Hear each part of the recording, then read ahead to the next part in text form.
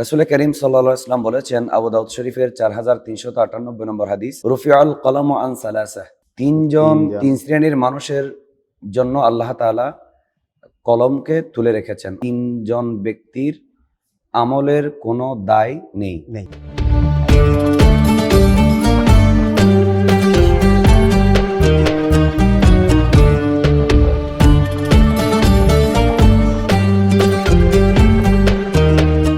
আলহামদুলিল্লাহ রাব্বিল আলামিন ওয়াসসালাতু ওয়াসসালামু আলা রাসূলিহিল কারীম ওয়া আলা আলিহি ওয়া আসহাবিহি আজমাইন।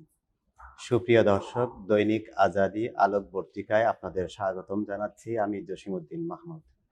আজকের বিষয় শিশু, নারী, অসুস্থ, অক্ষম, মুসাফির ব্যক্তি।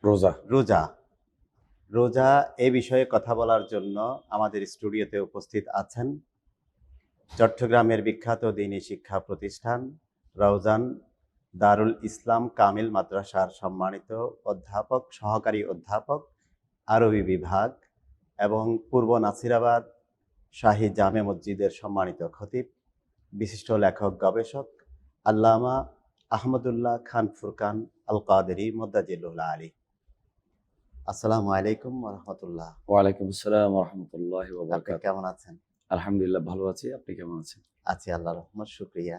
আজকে আমাদের বিষয়, এই আলোকে আপনি যদি প্রথমে শিশু বিষয়টাকে আমাদের সামনে একটু উপস্থাপন করেন তাহলে ভালো হয়।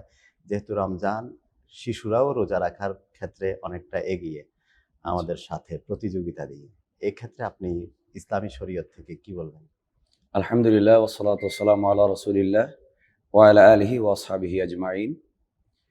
আমরা সকলেই জানি, রমাদান মোবারকে আল্লাহ রাব্বুল আলামিন মুমিন, মুসলিম, বালেগ নারী ও পুরুষের জন্য এক মাস সিয়াম সাধনা, রোজা রাখা ফরজ করেছেন।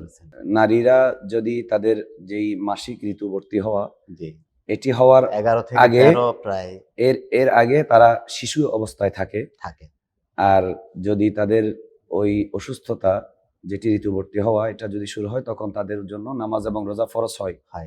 ঠিক তেমনি ছেলেদের ক্ষেত্রে তাদের যখন গোসল ফরজ হয়, তখন তাদের জন্য নামাজ এবং রোজা ফরজ হয়। আপনি সুন্দর প্রশ্ন করেছেন, শিশুদের জন্য রোজা রাখা গুরুত্ব কতটুকু? রাসূল করিম সাল্লাল্লাহু আলাইহি ওয়াসাল্লাম বলেছেন, আবু দাউদ শরীফের 4398 নম্বর হাদিস, রুফিআল কলামু আন সালাসা, তিন শ্রেণীর মানুষের জন্য আল্লাহ তাআলা কলমকে তুলে রেখেছেন। অর্থাৎ তিনজন ব্যক্তির আমলের কোনো দায় নেই, কোনো অপরাধ নেই, পাপ নেই। এক নম্বর, ভালো না করলে কোনো সমস্যা নেই। আনিন নাইমি হাত্তা ইয়াস্তাইকিযা, ঘুমন্ত ব্যক্তি যদি ঘুমন্ত অবস্থায় কোনো পাপ করে সেটি ফেরেশতারা লিখেন না আল্লাহ তাআলার হুকুমে। ওয়া আনিল মুবতালা হাত্তা ইয়াবরা, একজন অসুস্থ ব্যক্তি যতক্ষণ তিনি সুস্থ হন না ততক্ষণ তার জন্য শরীয়তের বিধিবিধান শিথিলতা রয়েছে। এই জন্য অসুস্থ ব্যক্তিরা সুস্থ হওয়ার মুহূর্ত পর্যন্ত নামাজ এবং রোজার ক্ষেত্রে কিছু শিথিলতা আছে।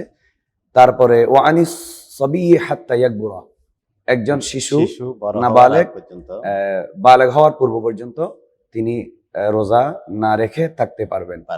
তবে রাসূল করিম সাল্লাল্লাহু আলাইহি ওয়াসাল্লাম এর একটা হাদিস আমরা পাচ্ছি সহিহ বুখারী শরীফের 1960 নম্বর হাদিস।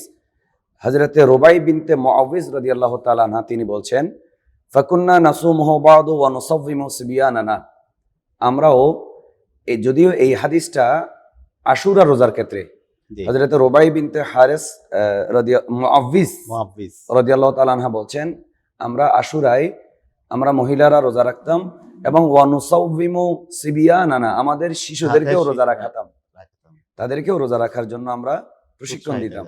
ওয়া নাজআলু লাহুমুল লু'বাতা মিনাল ইহনি ফাইদা বাকা আহাদুহুম আলা তাআমি আতাইনাহু যালিকা হাত্তা ইয়াকুনা ইনদাল ইফতার, আমরা উৎসাহিত করার জন্য, প্রশিক্ষণের জন্য, যাতে বালেগ হওয়ার পরে তারা রোজা কাজা না করে এবং তাদের মধ্যে যেন রোজা রাখার অভ্যাস সৃষ্টি হয়, সেজন্য আমরা শিশুদেরকে রোজা রাখাতাম। এবং তারা যখন কান্না করত তখন তাদেরকে আমরা পশমের তৈরি খেলনা দিয়ে তাদেরকে থামিয়ে রাখতাম। এজন্য শিশুদেরকে রোজা রাখতে উদ্বুদ্ধ করা যাবে ফোকাহে কেরাম এই বয়সটাকে 7 থেকে 10 10 বছর 7 বছর পরে অথবা 10 বছর পরে সে ভিতরে এখনো যেন না 10 প্রশিক্ষণ বছরের পায়। পরে যখন সে শিশু থাকে, এই শিশু অবস্থায় তাকে রোজা রাখার জন্য প্রশিক্ষণ স্বরূপ মাঝে মধ্যে রোজা রাখার জন্য উদ্বুদ্ধ করা যেতে পারে। এখন রোজা ভাঙার একটা বিষয় আছে, ছেলেরা যখন রোজা রাখলো ভেঙে ফেললো শিশুরা, জি তাদের কি কাজা কাফারা দিতে হবে? জি না, যতক্ষণ পর্যন্ত ওই যে কিছুক্ষণ আগে আমরা একটা হাদিস শরীফ বললাম, রাসূল করিম সাল্লাল্লাহু আলাইহি ওয়াসাল্লাম বলেছেন আনি সাবিয়্যি হাত্তা ইয়াকবুরা, একরা যতক্ষণ শিশু বালেগ হবে না ততক্ষণ ততক্ষণ তার পর্যন্ত অপরাধ মাপ। মাপ। অর্থাৎ সে যদি রোজা ভেঙে ফেলে, খিদার কারণে যদি পানি খেয়ে ফেলে, খাবার খেয়ে ফেলে, তাকে আর রোজা কাজা কাফারা করতে হবে না। হবে না। সুতরাং এমনিতে আমরা উৎসাহিত করতে পারি যে যাতে উৎসাহিত করার জন্য উৎসাহিত করা। রোজা রাখতে আর অভ্যস্ত করতে পারি। নিরুৎসাহিত করার জন্য কি মা-বাবা গুনাহগার হবেন? অবশ্যই, যেহেতু রাসূল করিম সাল্লাল্লাহু আলাইহি ওয়াসাল্লাম 7 বছর এবং 10 বছর বয়সে শিশুদেরকে নামাজ পড়ার জন্য নির্দেশ দিতে বলেছেন।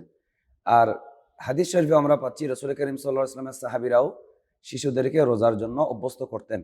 এখন সেই জায়গায় কোনো মা বাবা যদি আদর শিশুদেরকে করে যদি আদর করে, নিরুৎসাহিত করে, অনেক সময় দেখা যায় নামাজ ফরজ হয়ে গেছে, 15 বছর, 16 বছর, 18 বছর হয়ে গেছে, মা বাবারা তোমার শরীর খারাপ করবে, তোমার কালকে পরীক্ষা আছে, অথচ তার রোজা ফরজ হয়ে গেছে, তার নামাজ ফরজ হয়ে গেছে, তার ঠান্ডা লাগবে, শরীর খারাপ করবে, তোমার কালকে পরীক্ষা আছে, তোমার অনেক কাজ আছে, বাড়ির কাজ আছে, এই কথা বলে অনেক সময় রোজা রাখতে শিশুদেরকে অনুৎসাহিত করে, এমনকি বালেগদেরকে উৎসাহিত করে, তখন মা বাবা গুনাহগার সেজন্য হবেন। গুনাহগার হবে।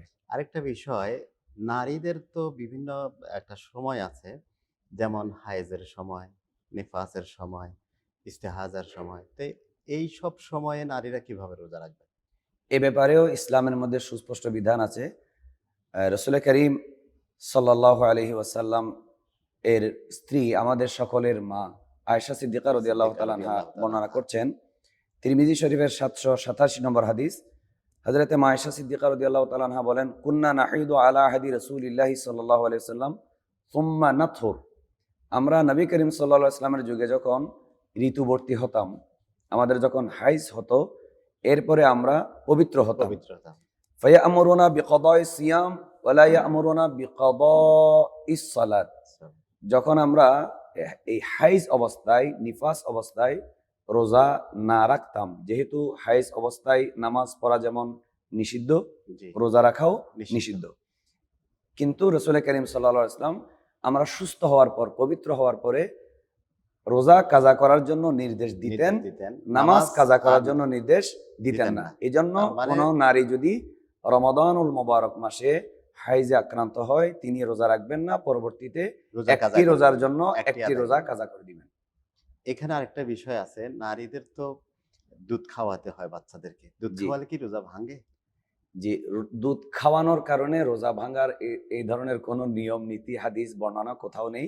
তবে একজন দুগ্ধ দানকারী নারী যদি মুসলিম ডাক্তার বলে থাকে আপনি যদি রোজা রাখেন, আপনার সন্তানের, যিনি দুধ পান করে সেই সন্তানের স্বাস্থ্যের ক্ষতি হবে, তখন একজন গর্ভবতী নারী এবং একজন দুগ্ধদানকারী নারী তিনি রোজা না রাখার সুযোগ আছে। পরবর্তীতে কাজা মানে রাখতে পারবেন না তা না, তা না। একজন না রাখার দুগ্ধদানকারী নারী যদি মুসলিম ডাক্তার যদি বলে, সৎ একজন ডাক্তার যদি বলে আপনি যদি রোজা রাখেন আপনার বাচ্চা দুধ কম পাবে, তখন তিনি রোজা না রাখার সুযোগ আছে। যদি গর্ভবতী নারী, তিনি যদি আশঙ্কা, ডাক্তার যদি ওনাকে বলে ওনার স্বাস্থ্য খারাপ হবে, ওনার শরীরের ভিতরে যে আরেকটা মানবের জন্ম হচ্ছে ভ্রূণ, এই ভ্রূণের ক্ষতি হবে, তখন তিনিও রোজা না রাখার সুযোগ আছে। এ ব্যাপারে আমরা একটা দলিল দেখি, ইবনে মাজাহ শরীফের 1667 নম্বর হাদিস, রাসূল করিম সাল্লাল্লাহু আলাইহি ওয়াসাল্লাম বলেছেন, ইন্নাল্লাহ আযজা ওয়া জাল্লা ওয়াদা আনিল মুসাফিরি শাতরাস সালাতি ওয়া আনিল মুসাফিরি ওয়াল হামিলি ওয়াল মুরদি আস-সাওম। রাসূল করিম সাল্লাল্লাহু আলাইহি ওয়াসাল্লাম বলছেন, আল্লাহ তাআলা মুসাফিরের জন্য ফরজ নামাজকে অর্ধেক করে দিয়েছেন, আর মুসাফির, দুগ্ধদানকারী মা এবং গর্ভবতী নারীর জন্য রোজাকে এই অবস্থায় না রাখার সুযোগ দিয়েছেন, পরবর্তীতে তিনি এই রোজাগুলো কাজা করে দিবেন। আরেকটা বিষয়, অনেক সময় হায়েজ নেফাসটাকে বন্ধ রাখার জন্য ওষুধ ব্যবহার করা হয়।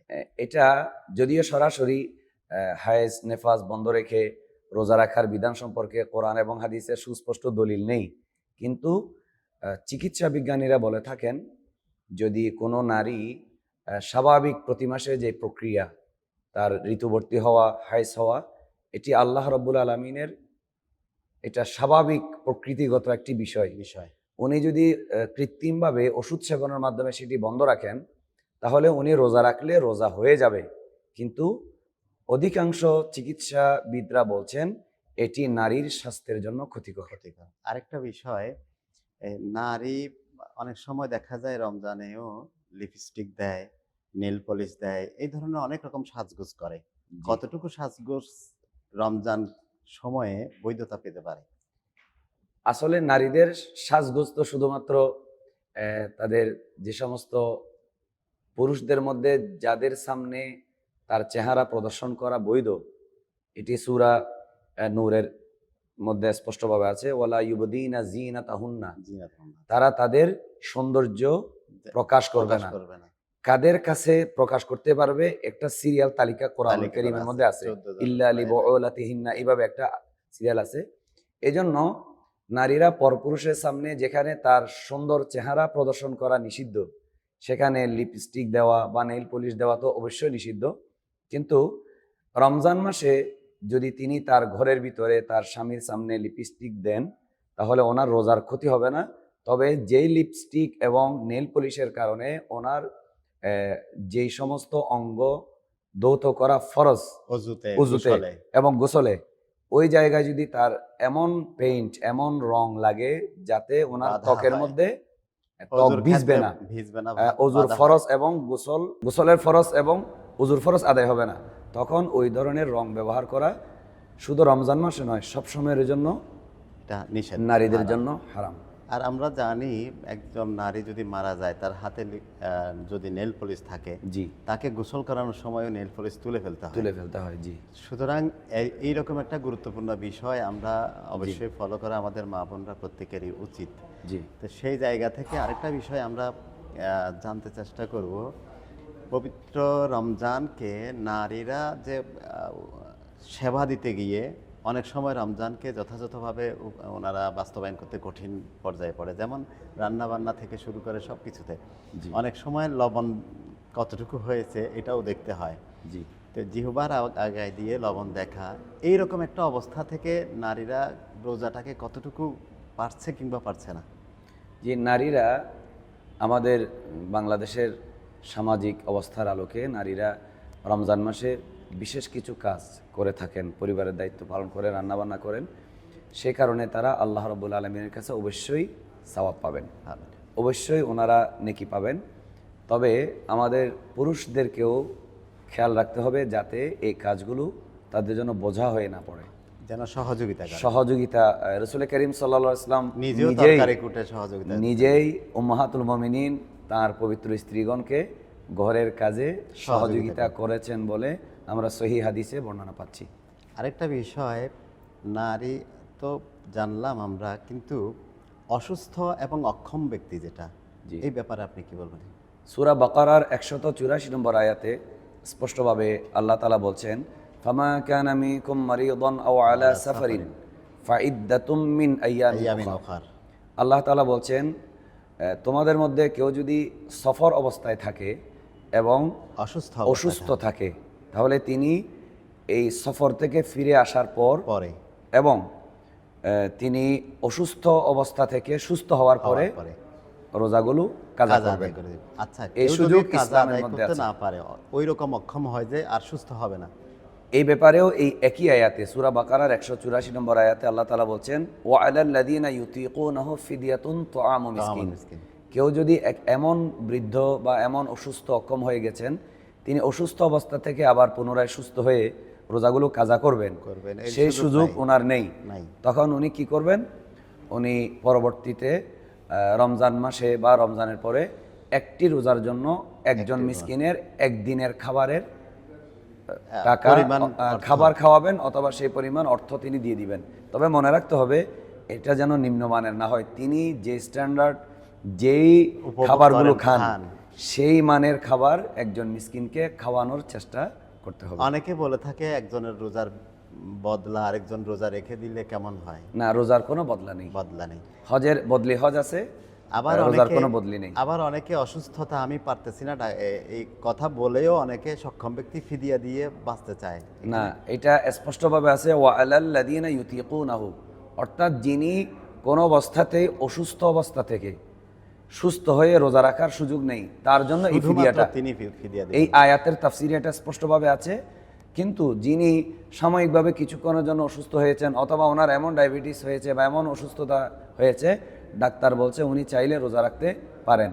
তিনি অসুস্থতার অজুহাত দিয়ে যদি রোজা কাজা করেন, তাহলে সেজন্য ওনাকে গুনাহগার হতে হবে। আর উনি ফিদিয়াও দিয়ে দিয়েছেন। না, ফিরিয়া কিন্তু দিলে পরে- ওনার সেক্ষেত্রে না, আদায় হবে না, যেই ব্যক্তি অসুস্থ অক্ষম আর সুস্থ হওয়ার সম্ভাবনা তিনি নাই, ফিদিয়া দিবেন। ফিদিয়া দিয়ে দিয়েছেন, কিন্তু পরবর্তীতে উনি আবার ভালো হয়ে গেছেন, তখন কি করবেন? পরবর্তীতে ফিদিয়া সুস্থ যদি হয়ে সুস্থ গেলেন। হয়ে যান, তাহলে তিনি আবার রোজাগুলো রেখে কাজা দিবেন। আদায় করবেন। মাশাআল্লাহ, আলহামদুলিল্লাহ, আপনি অনেক সুন্দর বললেন। আপনাকে অনেক অনেক ধন্যবাদ। জি, শুকরিয়া, আপনাকেও সুপ্রিয় ধন্যবাদ। দর্শক, এতক্ষণ পর্যন্ত আমাদের সঙ্গে ছিলেন। আপনাদের প্রতি সবার প্রতি ভালোবাসা। ভালো থাকুন, অশেষ শুভকামনা।